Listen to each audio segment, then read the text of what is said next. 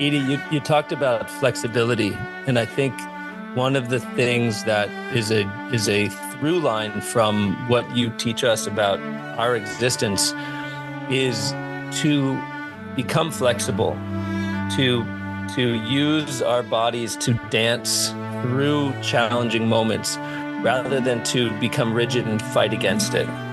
And we were having a podcast, Edie and I, and it came up that the question was something along the lines of, you must have really had to fight to survive Auschwitz. And Edie said something along the lines of, no, I didn't fight, I danced. And that was a real epiphany for me about the mentality of a survivor is not always to fight against what's challenging you, but to learn how to flow and be flexible. And ultimately, as Edie showed, was to dance through those moments, to dance through the challenge.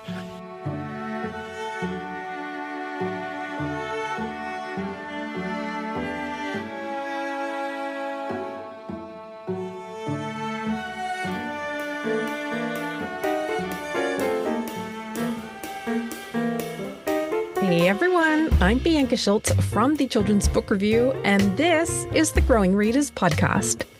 Today, I have the extraordinary privilege of speaking with Dr. Edith Eger, a renowned psychologist, Holocaust survivor, and author of the best-selling and award-winning books, The Choice and The Gift.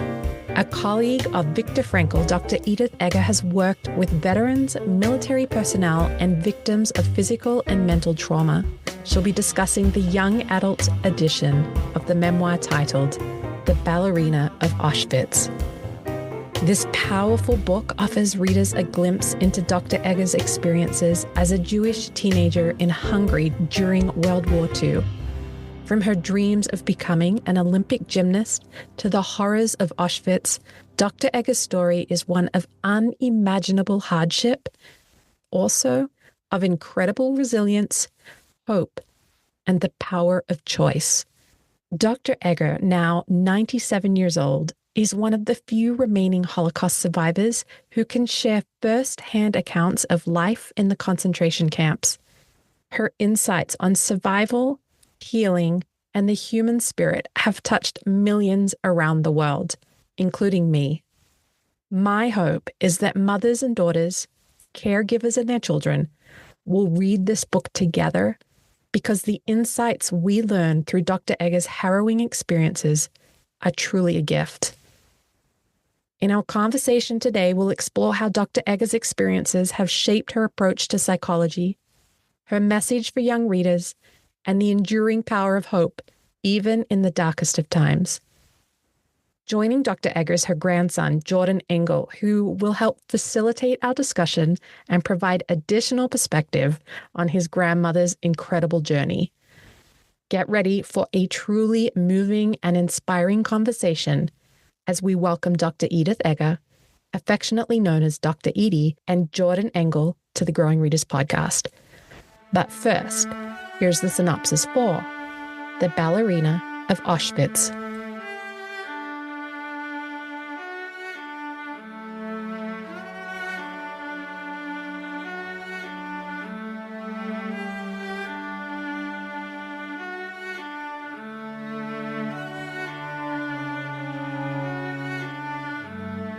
In this young adult edition of the best-selling, award-winning memoir, The Choice, Holocaust survivor and renowned psychologist Dr. Edith Eger shares her harrowing experiences and gives readers the gift of hope and strength.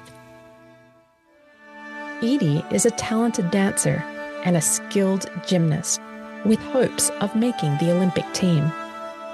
Between her rigorous training and her struggle to find her place in a family where she's the daughter with brains but no looks, Edie's too busy to dwell on the state of the world.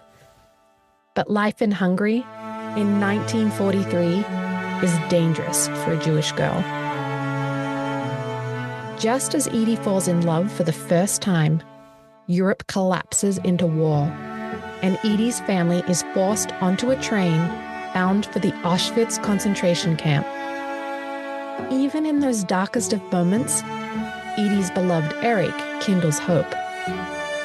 "I'll never forget your eyes," he tells her through the slats of the cattle car. Auschwitz is horrifying beyond belief. Yet, through starvation and unthinkable terrors, dreams of Eric sustain Edie. Against all odds, Edie and her sister Magda survive, thanks to their sisterhood and sheer grit. Edie returns home, filled with grief and guilt. Survival feels more like a burden than a gift. Until Edie recognizes she has a choice. She can't change the past, but she can choose how to live and even to love again.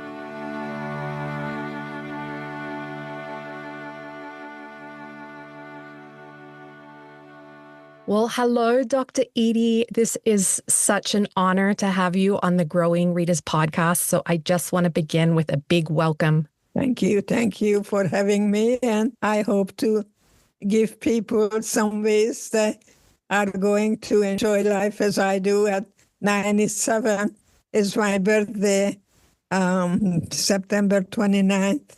So life is beautiful. It's the way you look at it and what you do with it. Absolutely. And you also brought a special guest with you today. We have your grandson, Jordan Engel. So let's just welcome Jordan. Jordan is a brilliant young man and very existential. And he is very modest. But he always has been a brilliant little boy. When I bought him that train set in Stuttgart, where they make those trains. I have to say, she bought me these trains when I was maybe 8 or 9 years old, and they are the LGB large-scale trains. They are stunning, and she spent a lot of money, and every year they would add a car, and then the highlight was the dining car where the lights came on and the inside and all this stuff. But what's really powerful to me, Edie, and I hope I've told you this, is it's such an amazing sign of forgiveness that you bought German trains and drove a Mercedes. So it's that sign that they, instead of holding on to the past and the anger, wasn't... Actually, we bought the Mercedes from a rabbi who was in the U.S. Army, and it was a rabbi, actually. I think it's very good for us to talk about being very good role models, because words can be cheap.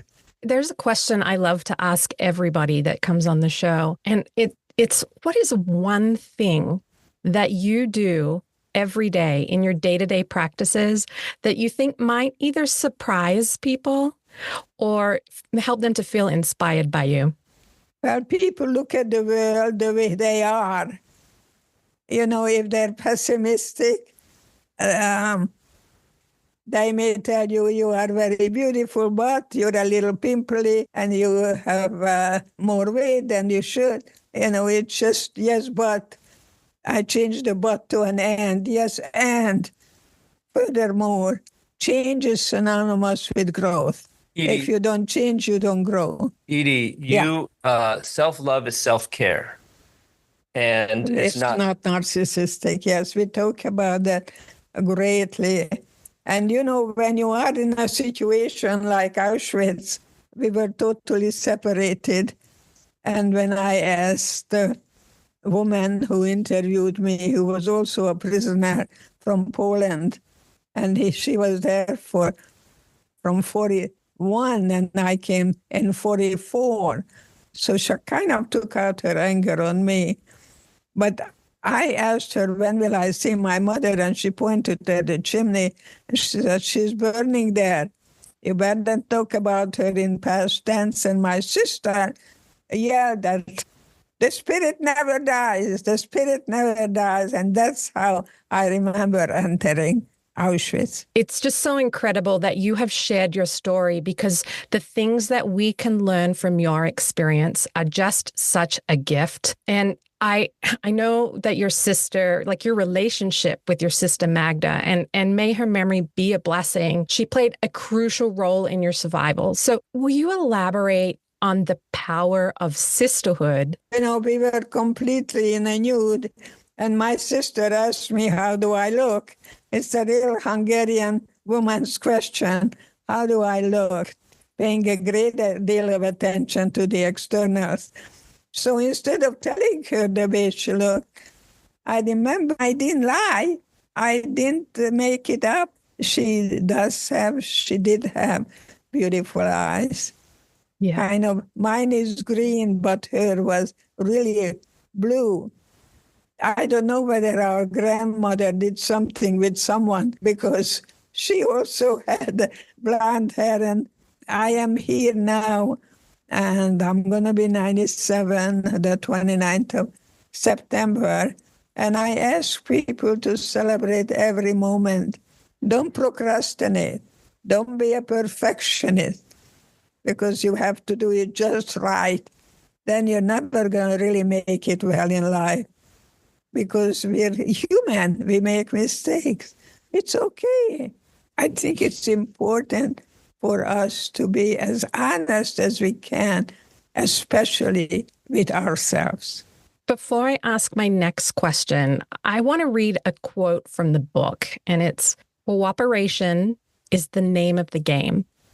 To survive is to transcend your own needs and commit yourself to someone or something outside yourself. For me, that someone is Magda. That something is the hope that I will see Eric again tomorrow when I am free." And so your book touches on the theme of first love with Eric. So will you talk about how such a tender experience in, I guess, the context of the horrors of the Holocaust guided you to hope? How did that first love help guide you towards hope? Well, people tell me, I believe. It's not about what you believe, it's the faith. How do you spell faith? Faita, faith. I have faith that we have a lovely part within us, a Mother Teresa within us, and so is Hitler. There was a guy living in LA many, many years ago who sat on an exam, and Hitler was next to him, and this guy passed the exam, and Hitler didn't. And he always felt that if Hitler would have won, maybe he wouldn't have ever become a Hitler. But, we surmise and figure things, and this, I could have, yes. My mother had to just walk out from our home, and we would have been hidden in Hungary. It was all arranged, and then she didn't do it. You talk in the book a lot, Edie, about your regret with Eric, that Eric wanted to go to Palestine, and he was trying to convince you to go, but you weren't ready to leave. And ultimately, that was a decision that you had to make in that moment with the wisdom that you had. But to live with what that experience led to was something that was a challenge for you in your life. And that character of Eric for you meant in your survival so much. And do you think without Eric, you would have made it through Auschwitz? Mm-hmm. Yeah. Yeah, and I think dependency can breed depression. Don't depend so much on other people. Do what you can do the way you can do it, and give yourself a grade on it. And, be careful that you're kind to you. So if I want to say something when I babysit with friends and also with my children, I always ask myself, is it kind? Is it necessary? And I think it's very good to have it and listen to yourself dialogue. If it's not kind, don't say it. Yes. I think what you just touched on is the title of this young adult edition of The Choice is The Ballerina of Auschwitz. And so when you say, like it's almost like you have to find things within yourself. And so for you, you had your passion for dance and gymnastics. And I mean, you could have been on the Olympic team for Hungary. And so do you want to share about how your love for movement and physical expression helped you during your darkest times in Auschwitz? When my trainer told me that to be able to go to the Olympics because I'm a Jew, immediately I told her, I'm not a Jew. All you had to do is go, when you have a child born, you go to the city hall and you sign the name of the child and a religion next to it. So you could say whatever you did, but those were the facts. So I did pray for the guards because I know that they were brainwashed. So the word that I say a lot of the time is trigger. I talk about the time when I had in the steakhouse Ruth many years ago. Ruth Chris Steakhouse. Yes. Yeah. That was when you went to get this. The name of the steakhouse is Ruth Chris Steakhouse. It was Ruth Steakhouse. Yeah. Yes, and that triggered the time when children were spitting at us and calling us dirty Jews and bad things. We were compared to animals, and I felt so sorry for the children that they bring brainwashed.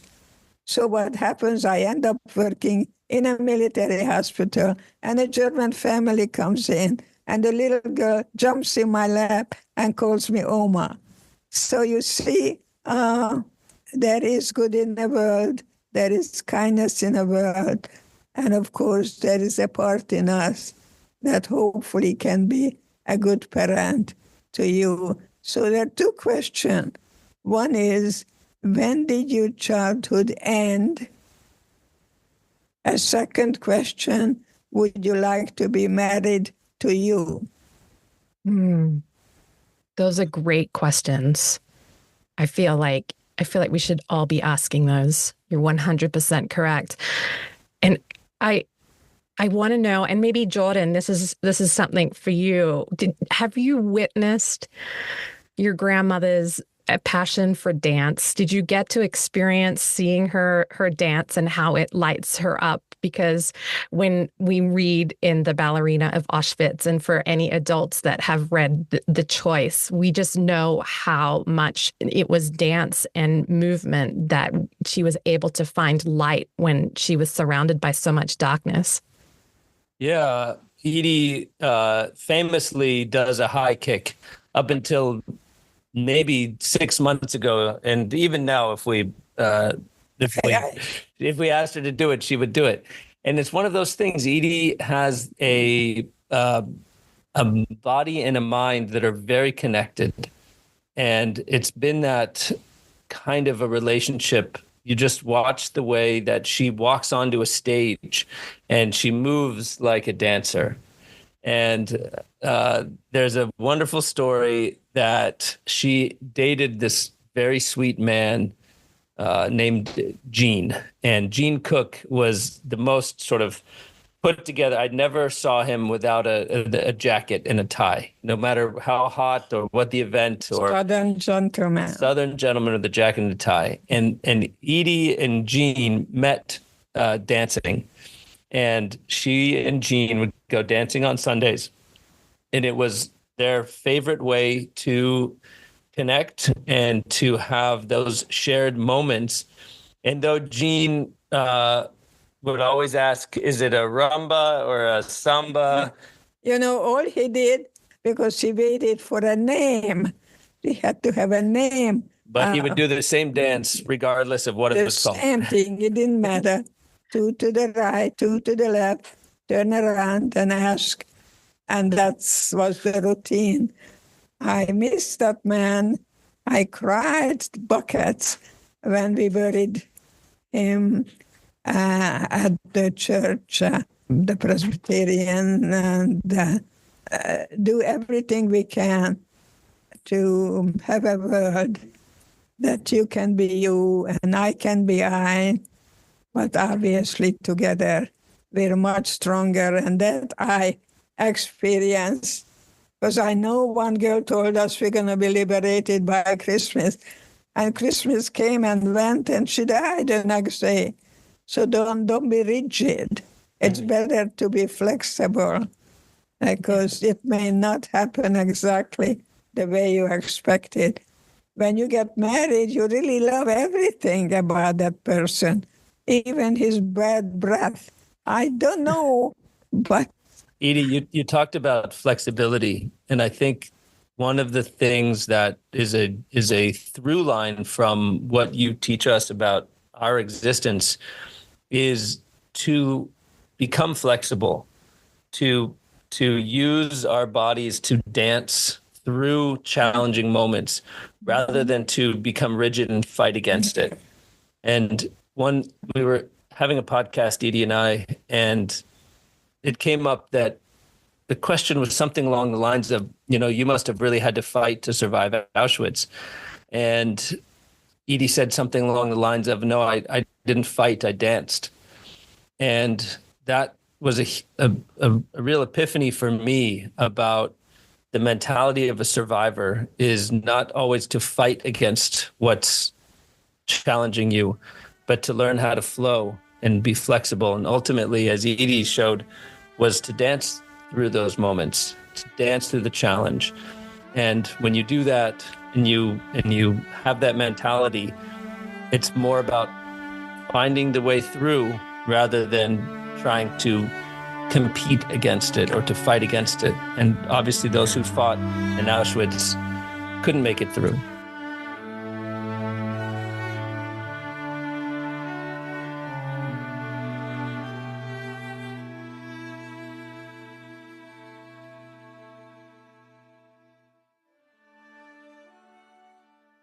I first came across your work in 2020. So I think The Choice had been out for 2 years, and I was watching Super Soul Sunday with Oprah, and you said something. I'm a mom of 3 children, and you said something that really resonated with me. And it's, our children don't do what we say, they do what we see. Exactly. Yeah. It's very important not to raise your voice. And you say, no, I'm not angry. You sound very angry. Yes. And a feeling is a feeling. There is no right feeling or wrong feeling. It's when I really feel hurt. When someone starts a sentence in English, you are this, you are that, you are ready to lose weight. Yes, but I'd like to change that. Yes, and furthermore, so I'm not a shrink, I'm a stretch. Yes. Well, what you stretch is your comfort zone. Yeah, I think that's important. That goes back to what Jordan just emphasizes, the flexibility too. But you used the word anger, and I would love to just talk about anger for a moment. And you already just mentioned as well that there was this moment where you and Magda were spat on, and, horrible things were said to you about being Jewish. And, when I first read The Choice, and I think it was the most important book for me that I've ever read. And I thought to myself, if everybody in the world read this book, they would see that hate and war are not the answer, but we still have hate and we still have war, Dr. Edie. And I feel angry and I feel a deep disappointment. And the side I want to take is the side of humanity, and I hold on to hope. So with anger, it's like, I don't want to feel the anger, but it's there. I can't deny it. And so like, how do we take the lessons that you work and that you learned and pass that on to these new readers that are going to pick up the Ballerina of Auschwitz? Don't label people. You don't have to like the behavior, and that can be changed. But that doesn't mean that that person is really for life already labeled. No, we can change. Change is synonymous with growth. I think it was good for me in Auschwitz to learn and not to hate, because our energy was so low as it was. And we didn't know whether 4 o'clock in the morning, whether we're going to ever go back to the barracks or we may end up in a gas chamber.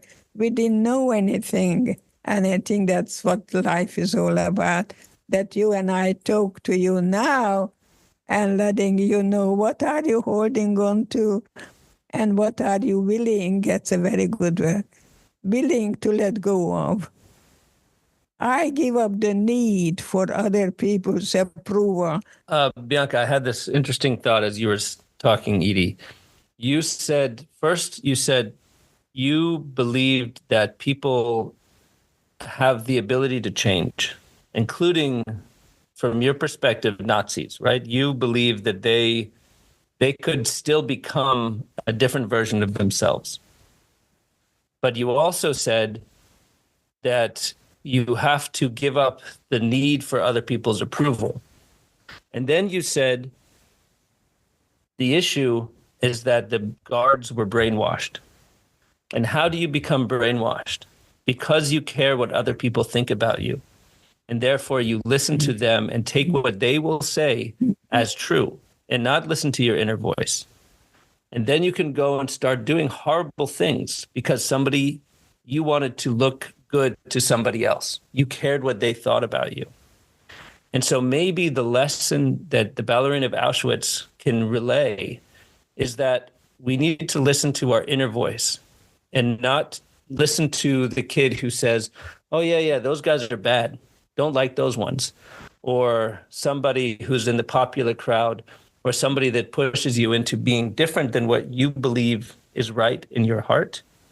And then you become susceptible to going down that path, which is ultimately what happened to a huge group of people in Germany in the 1930s.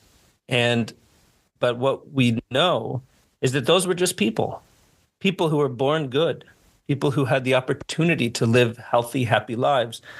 But because of caring so deeply what other people thought of them, they went down this path where they thought you were the enemy. You know, I was very manipulative because I asked my mother for some candy on the train, and she said we have to wait until we get there, and then I will.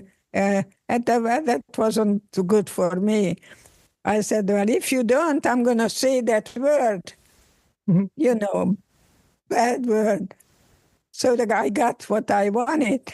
My mother gave it to me because she didn't want people to think of her that she's not a good mother. So we do seek other people's approval, but we have to really set the line. How far do I go that I give up my true self? Would it be okay if, to sort of round up our conversation, I read a paragraph from the epilogue? Do you mind if I read a paragraph? Of course.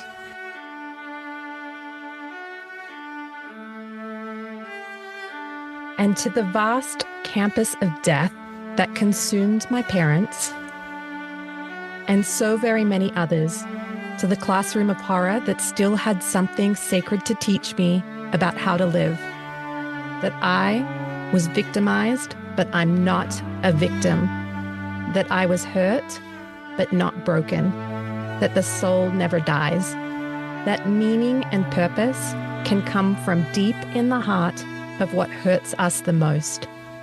I utter my final words. Goodbye, I say, and thank you. Thank you for the life and for the ability to finally accept the life that is. We can't ever change what's happened to us, We can't alter the past or control what's coming around the next corner, but we can choose how we live now. We can choose whom and how to love. We can choose. We can always choose to be free.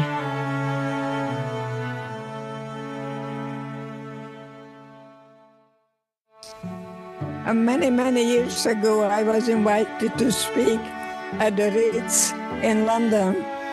One of the members told me that the mother not seeing the children anymore because her mother didn't really care for her when she was 16. And the man said to me, I know that there is nothing you can do, but if you would be so kind, I said, send her over.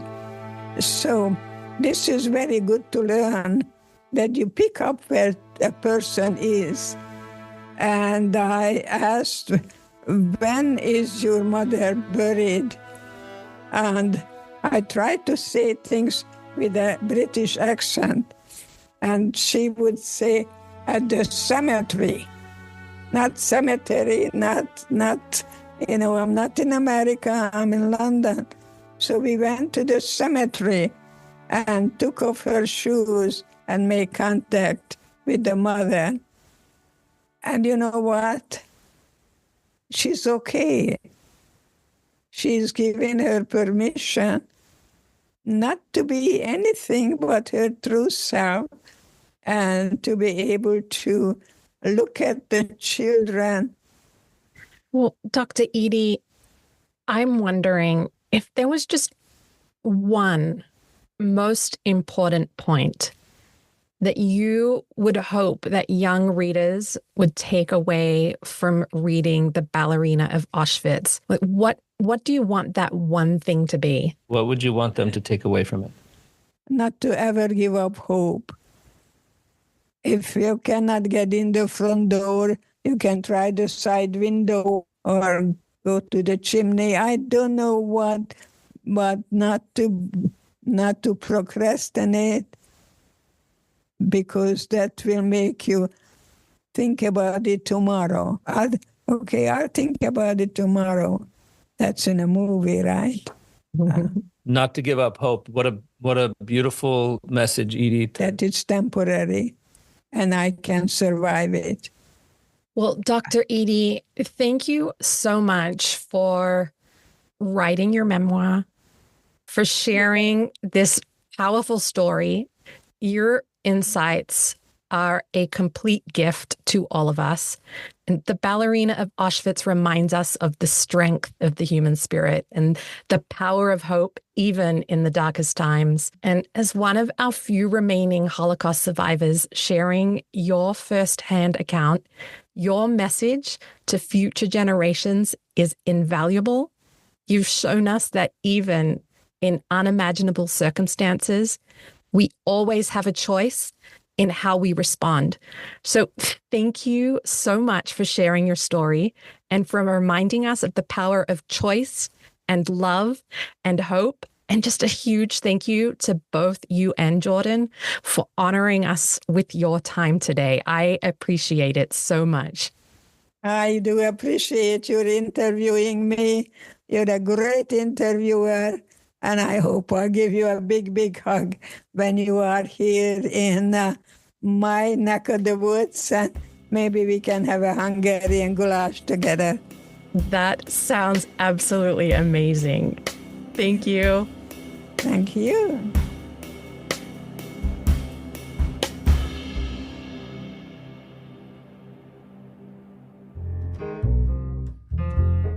Thank you for joining us on this quest for growing readers. Be sure to check out our show notes to learn more about connecting with Dr. Edith Eger. You'll also find links to order copies of The Ballerina of Auschwitz. Remember, if you enjoy listening to the Growing Readers podcast, you can find it on Apple Podcasts, Spotify, or wherever you prefer to listen. Be sure to follow and subscribe to the show on your favorite podcast platform to get new episodes as soon as they're released. If you're enjoying our book discussions, please take a moment to leave us a review And while you're at it, grab your phone to text a friend and share this episode with someone you know will appreciate this powerful conversation. Until next time, remember, as Dr. Eger has shown us, we always have the power to choose hope and kindness. Let's carry that message forward and make our world a little better, one reader at a time. The Growing Readers podcast is a production of the Children's Book Review. To discover more inspiring books like The Ballerina of Auschwitz, I encourage you to visit us at thechildrensbookreview.com.